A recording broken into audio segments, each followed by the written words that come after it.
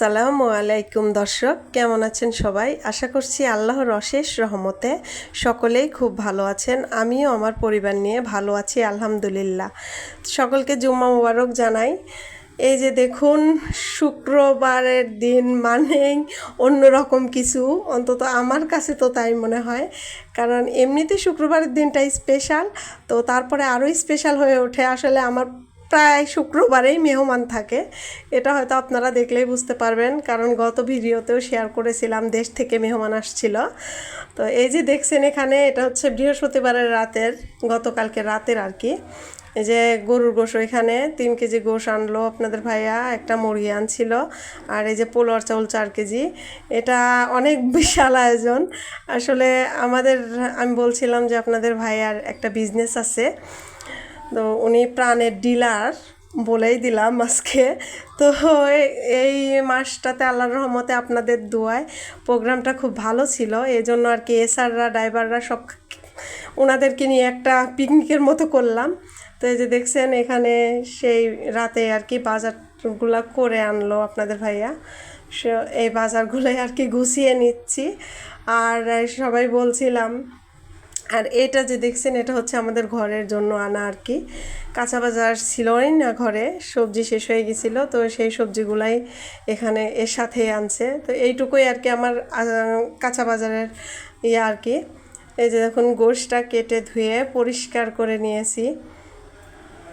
আসলে কাজ ফুরায় না, তো এগুলো করার পরে এখন রাত বাজে 11:30। তো মেয়ে ঘুমাচ্ছিল না, বলছিল যে শুনছে একবার যে মেহমান আসবে, বললো যে আম্মু আমাকে মেহেদি দিয়ে দাও। আমার এতটুকু মেয়ের কথা শুনলে মাশাল্লাহ আপনারা অবাক হয়ে যাবেন। ও এমনভাবে পাকা পাকা কথা বলে, মনে হয় যেন অনেক বড় একটা মানুষ কথা বলছে। তো আসলে আমি মেহেদি দিতে পারি না, তারপরে যতটুকু যেভাবেই যেমনই পারি ওইভাবেই দিয়ে দিয়েছি, আসলে পাগল বোঝানো কোনো মতো আর কি। তো এই যে দেখুন দিয়ে দিচ্ছে, চুপ করে বসে রয়েছে। ঘুমাইতে বলছি, বলে না বাবা আসবে তারপরে ঘুমাবো। প্রতিদিনই ওর বাবা আসে 11:30 12টা, কোনো দিন 12টার পরেও আসে। তো কোনো দিন ঘুমায় যায়, কোনো দিন ঘুমায় না। তো সকালবেলা উঠেই শুরু করে দিয়েছি মেহমানের জন্য আয়োজন, কারণ একা মানুষ। অবশ্য বোনটা হেল্প করছে অনেকটাই, আজকে বোন বাসায় ছিল আর কি। তো এক চুলায় ডিম দিয়ে দিয়েছি, আর এক চুলায় যে একটু পায়েস বসিয়ে নিয়েছি। আসলে মেহমান বলতেই তো খালি ঝাল খাবারই না, একটু মিষ্টি দিতে হয়। আমাদের সেই রাসুলের ইয়ে থেকে চলে আসছে, খাওয়ার পরে মিষ্টি সুন্নতের একটা খাবার। এই যে, তো ডিম সেদ্ধ করে নামিয়ে দিয়েছি, বোন আর আমার ভাগ্নে মিলে ছুলে নিয়েছে ডিমগুলা। তো এখন আমি শুধু চুলার পরেই দাঁড়িয়ে রয়েছি সারাটা দিন। আজকের ব্লগটা এমনিতেই অন্যরকম, জানি না আপনাদের কার কার কাছে ভালো লাগবে। আসলে শুধু রান্না আর রান্না খাওয়া নিয়েই আজকের ব্লগটা আমার, দেখতে পারবেন আপনারা। তো ভিডিওর এ পর্যায়ে এসে বন্ধুরা, আমি আপনাদেরকে বলতে চাচ্ছি একটা কথাই। প্লিজ আমার ভিডিওটা এই মুহূর্তে যারা ক্লিক করেছেন, ভিডিওতে একটি লাইক দিয়ে কন্টিনিউ করবেন। আর আমার চ্যানেলটি এখনও যারা সাবস্ক্রাইব করেননি, সাবস্ক্রাইব করে আমার পাশে থাকবেন আপনারা, এটাই আপনাদের কাছে আমার রিকোয়েস্ট। আর যারা এ পর্যন্ত এই কাজটি করে নিয়েছেন তাদেরকে জানাই অসংখ্য অসংখ্য ধন্যবাদ। আসলে আমি নতুন, তো নতুন হিসাবে যতটুকু করার দরকার অতটুকু করছি। জানি না আসলে আমার কাজগুলা কার কার কাছে ভালো লাগে। প্লিজ আপুরা, আপনারা আমার চ্যানেলটা সাবস্ক্রাইব করে সুন্দর সুন্দর কমেন্ট রেখে যাবেন।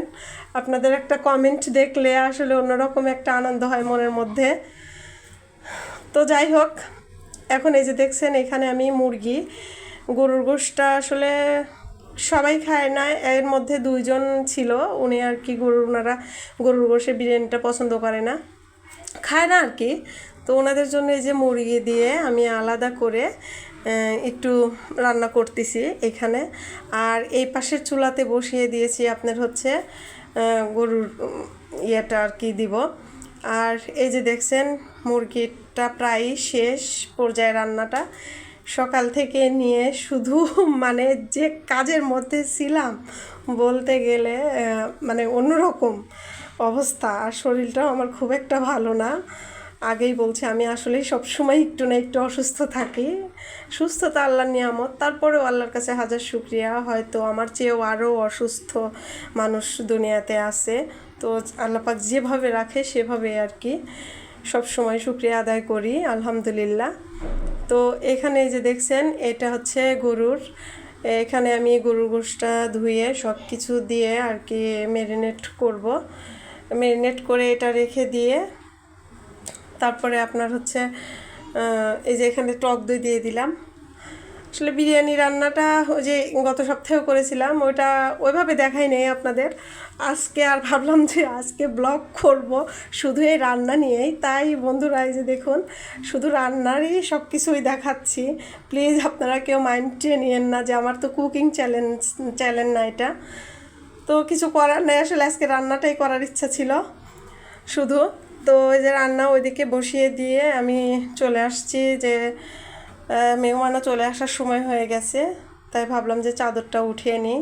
তো ওই পুরান চাদর যেটা আর কি বিছানো ছিল ওটা চেঞ্জ করে এই যে আরেকটা বিছিয়ে দিলাম।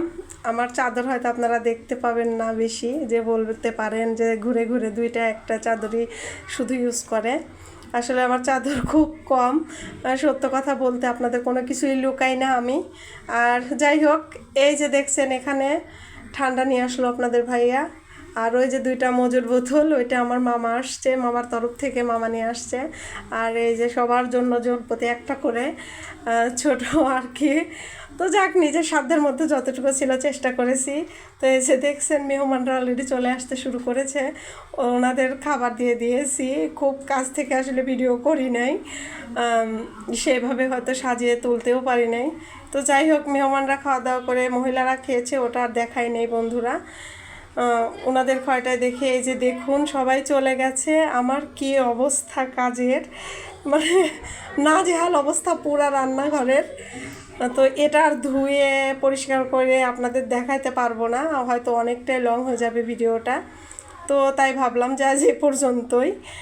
অন্য দিন হয়তো বা অন্য কোনো কাজ নিয়ে আল্লাহ পাক যদি বাঁচিয়ে রাখে আমাকে, তো আপনাদের সামনে আসব। দেখছেন তো আমার রান্নাঘরের নাজেহাল অবস্থা। আমার তো এখন অস্থির লাগছে কখন এগুলো পরিষ্কার করব, কখন ঠিক করব।